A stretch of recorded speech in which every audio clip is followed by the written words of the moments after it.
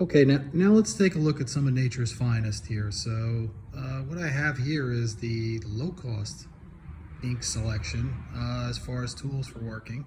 One thing I did put out that I do think is important is I use an X-Acto to sharpen with, all right? That's a utility knife. Single-edged razor blade would work fine. You're gonna wanna keep a pretty sharp edge to your tool. To do washes, to control washes and maybe to make washes with ink, you can use paper, just like a napkin, dip it and then kind of rub it. Or you could try something a little more interesting, like a piece of cloth, which if you look carefully has like stray fibers on it. It might open you up a little bit to more interesting ways to making a mark. Those stray fibers could create a different kind of space, a little more atmospheric. Q-tips. I would not be afraid of using Q-tips to apply ink if I want. They can be very interesting. They're soft, it's cotton based. There'll be no bristle, but it will be delicate. So they're very inexpensive. This is another piece of the linen that I have. I wanted you to take a look at the top. See how I remove some of the fibers, some of the threads from the one direction?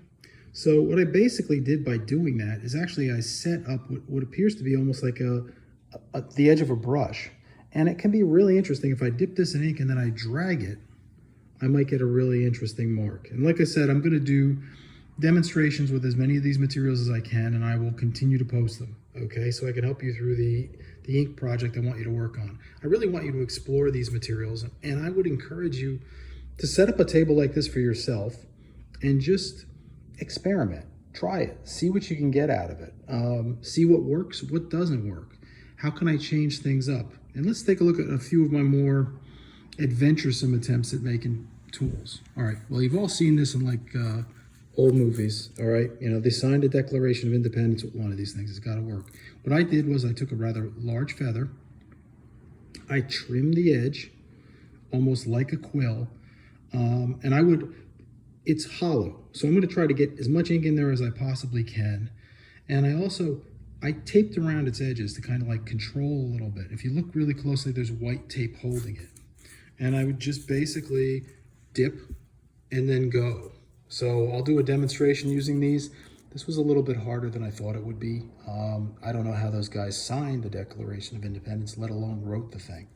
I went on a walk today, and while I was out on a walk, I started gathering a few sticks.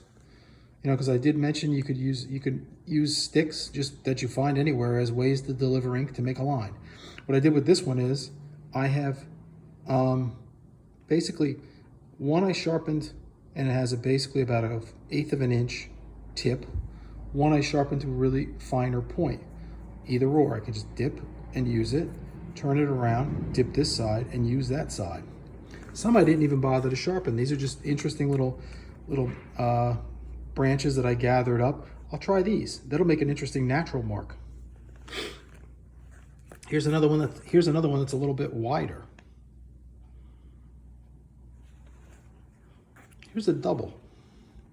Dip it in something and then drag it, and you get a parallel line. It could be really kind of nice.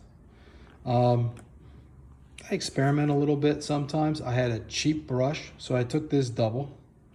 All right, and on the one end, I made it, this end, I left it as a broken branch. On this end, I actually took some caulk, removed the ferrule, that's the metal part, and the bristles from another brush. I just took the brush apart. Occasionally when you buy cheap brushes, they fall apart, and this one was easy to take apart. I whittled it down so it fit neatly into the branch, took some caulking, shoved some caulking up in there, and then I sealed it. I'll let it dry.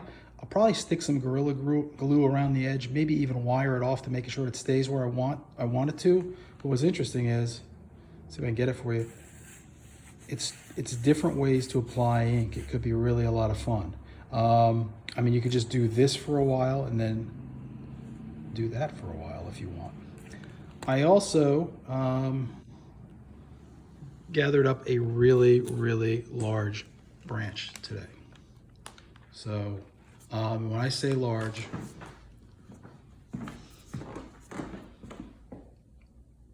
that large.